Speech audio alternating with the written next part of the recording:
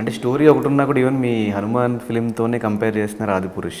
600 crores budget పెట్టినా కూడా చూపించిన గ్రాఫిక్స్ మీరు పెట్టిన తక్కువ బడ్జెట్లో ఎలా చూపించగలిగారు? అది ఒక రకంగా పాజిటివ్ అయితే, నాకు ఒక రకంగా బడ్జెట్ పెరగడానికి కారణం కూడా కంపారిజనే.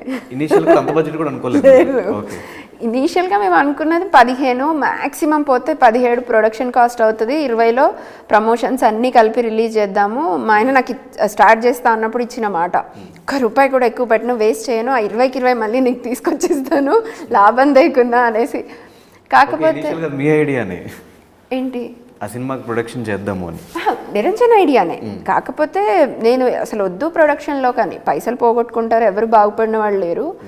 మహానటి ఆవిడే సక్సెస్ చూడలేదు. అలాంటి చాలామంది ప్రొడ్యూసర్స్ మన చిన్నప్పుడు, అంటే మన చిన్నప్పుడు కాదు, మన అమ్మ వాళ్ళ చిన్నప్పుడు తీసిన ప్రొడ్యూసర్స్, పెద్ద పెద్ద ప్రొడ్యూసర్స్, కేవీ రెడ్డి గారు కానీ, కోదండపాణి, చాలామంది ప్రొడ్యూసర్స్ ఇప్పుడు వాళ్ళు ఎందుకు కంటిన్యూ చేస్తలేరు ప్రొడక్షన్లో? ఎందుకు లేరు? ఎందుకు ఓన్లీ కొంతమందే ప్రొడక్షన్లో ఉన్నారు?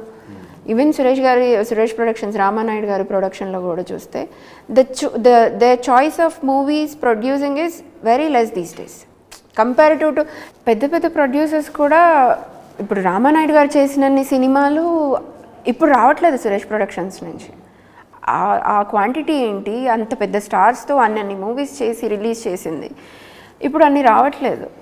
సో మనం ఎందుకు వెళ్ళాలి? ఎక్స్పీరియన్స్ ఉండి, లెగసీ ఉండి, లైఫ్ టైం వాళ్ళు చేయగలరు, ఏదైనా చేయగలరు, అలాంటి వాళ్ళే చేయకుండా తగ్గిస్తున్నప్పుడు మనం ఎందుకు వెళ్ళాలి అని వి డిస్కస్డ్ ఎ లాట్. నాకు ప్రొడక్షన్ సైడ్ రావడం అంత ఇంట్రెస్ట్ లేకుండేది.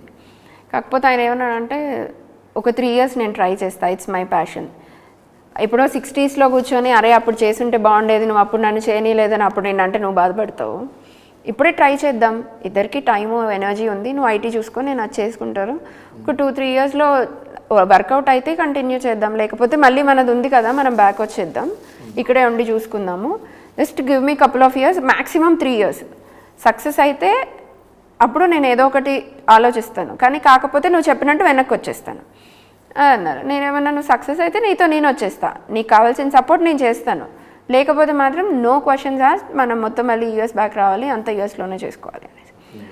సో అలా అనుకున్నప్పుడు ఈ ప్రశాంత్ గారి స్టోరీ ఇది విని అవి ఇంత బడ్జెట్స్ ఏదేది అని అనుకున్నప్పుడు ఇంకా 20 కంటే ₹1 కూడా ఎక్కువ తీసుకోను, నేను 20 తీసుకుంటాను, ఆ 20 తోటి నేను ఏమైనా చేసుకుంటా ఈ 3 years, నువ్వు నన్ను అడగొద్దు అని.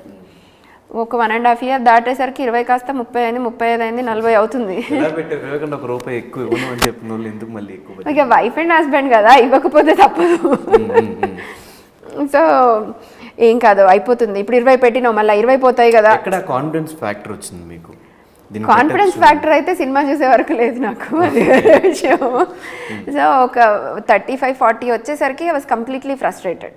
ఇంక అప్పుడు నేను ఐ బర్స్ట్ అవుట్, నేను అసలు చేయొద్దు, ఏమి చేయొద్దు, సినిమాలే వద్దు మనకి, ఈ పోతే కూడా 40తో పోయింది అనుకుందాము, ఏమొద్దు బాబు వచ్చేద్దాం మనం బ్యాక్కి చేసుకుందాము అని అంటే, నువ్వు హనుమంతుని నమ్మితే ఇంకొక మాట కూడా మాట్లాడొద్దు, నేను ఆ హనుమాన్ని నమ్మి సినిమా తెస్తున్నా, నువ్వు నమ్ముతున్నావా లేదా, నువ్వు నమ్మను అంటే ఇప్పుడే చెప్పు, అన్నీ ఆపేస్తాను అన్నాడు. అన్నీ నేను చెప్పేసేసాను, because I'm a big devotee. So I survive with that system. నాకు దేవుడు అంటే నమ్మకం, ఇష్టం. కాబట్టి ఇంకా ఆయన ఆ మాట అన్నాక ఇంకా నేను ఆయనకు ఎదురు చెప్పలేదు. ఈ ఒక్క సినిమా అయిపోయే వరకు నేను ఏం చేసినా నన్ను ఆపద్దు, తర్వాత ఒకవేళ వర్కౌట్ కాలేదంటావా నువ్వేం చెప్తే అది నేను చేస్తా, కానీ అయిపోయే వరకు సరే ఎలాగో అనుకున్నదే కదా. ఇంక ఇప్పుడు ఆయన ఆ మాట అన్నాక ఇంకా నేను ఆ తర్వాత I never asked him to stop for Hanuman anything. So whatever he wants he did it.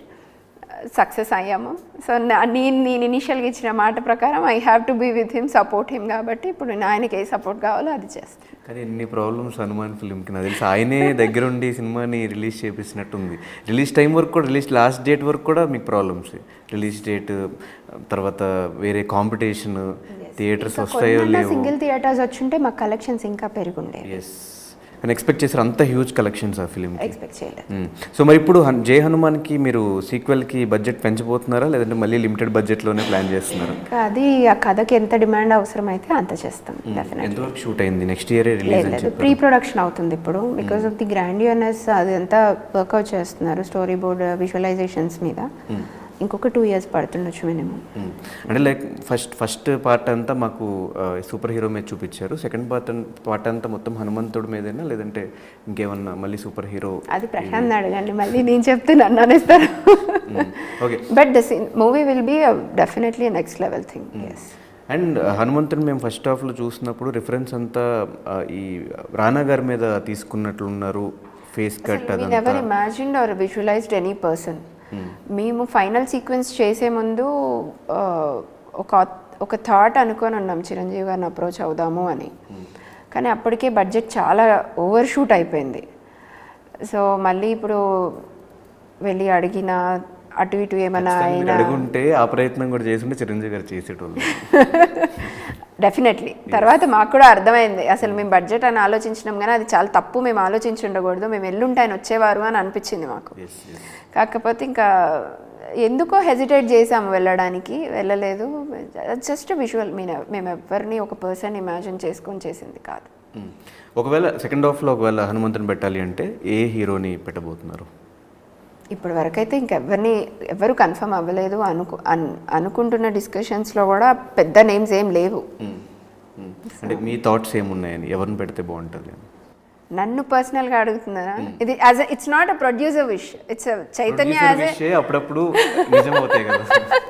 It's just as a person, if you ask me, it's just as a person I can tell, but as a producer I have really no clue, no nothing. As a person అయితే I want to see Ram Charan as చూడొచ్చు, try చేయొచ్చు at least. Try కూడా నా చేతిలో లేదు, but I love him personally, so I want that character to be played by Ram Charan garu. If he says something, I would love to see Chiranjeevi garu. అది నా personal opinion. కథకి దీనికి direction ఏది సంబంధం లేదు. As a పర్సనల్గా మాత్రం I wanted to go with. And హనుమాన్కి ఆబ్వియస్గా ప్రొడక్షన్ కొత్త కాబట్టి కొన్ని మిస్టేక్స్ అయితే చేసి ఉంటారు. సో ఈ సినిమాకి దానికి చేంజ్ చేసుకున్న థింగ్స్ ఏంటి ప్రొడ్యూసర్గా? హనుమాన్ ప్రొడక్షన్ అప్పుడు we were never involved in the production because ఇక్కడ లేము మేము. మొత్తం యూఎస్లో ఉన్నప్పుడు జరిగింది ప్రొడక్షన్. టీం చూసుకున్నారు, అంతా టీం మీద డిపెండ్ అయినాము. ఎప్పుడైనా వచ్చినప్పుడు గెస్ట్ లాగా వెళ్ళి చూసి వచ్చిందే కానీ ప్రొడక్షన్కి ఎప్పుడు మొత్తం ఇన్వాల్వ్ కాలేదు. డార్లింగ్కి A to Z pin art department ఎక్కడెక్కడ ఏమేమి సామాన్లు కొనుక్కొచ్చారు దగ్గర నుంచి నాకు తెలుసు. Everything yes. I love that crafting, art కానీ కాస్ట్యూమ్స్ కానీ యునో డైలాగ్స్లో అవి నాకు బాగా నచ్చుతాయి. నాకు అంటే కొంచెం సెన్స్ కూడా ఉంది అటు సైడు, కాబట్టి నేను వాటిలో అట్లీస్ట్ వాళ్ళు చెప్పేది కరెక్టా కాదా అన్నది జడ్జ్ చేసుకోగలుగుతాను. ఇప్పుడు డైరెక్టర్ గారు ఫ్రేమ్ తీస్తున్నప్పుడు అది జడ్జ్ చేయలేను నేను, because I really no clue. వాళ్ళ విజన్ ఏముందో నాకు అర్థం కాదు వాళ్ళు చూపించే వరకు, ఈవెన్ కథ తెలిసినా కూడా. కానీ అదే ఇప్పుడు కాస్ట్యూమ్స్ గురించి ఇప్పుడు వీళ్ళకి రిక్వైర్మెంట్ ఉంది, ఇంత క్వాంటిటీ తెచ్చారు, ఈ కలర్ తెచ్చారు అంటే దానికి ఎంత రేట్ అవుతుంది, వాళ్ళు ఎక్కడ తేవచ్చు, ఏం చేయొచ్చు అన్నది నాకు ఐడియా ఉంది.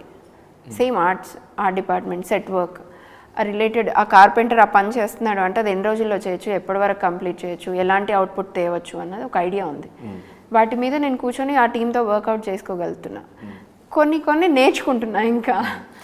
కానీ ఏది బెస్ట్ అనిపించింది? హౌస్ వైఫ్గా ఇంట్లో ఉండటమా, హౌస్ వైఫ్ ఐటీ చేయడమా లేదంటే production?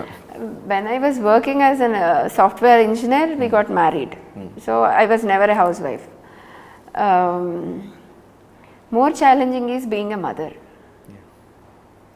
Being a mother, leaving the kids out there and coming and fighting with the society is the biggest challenge.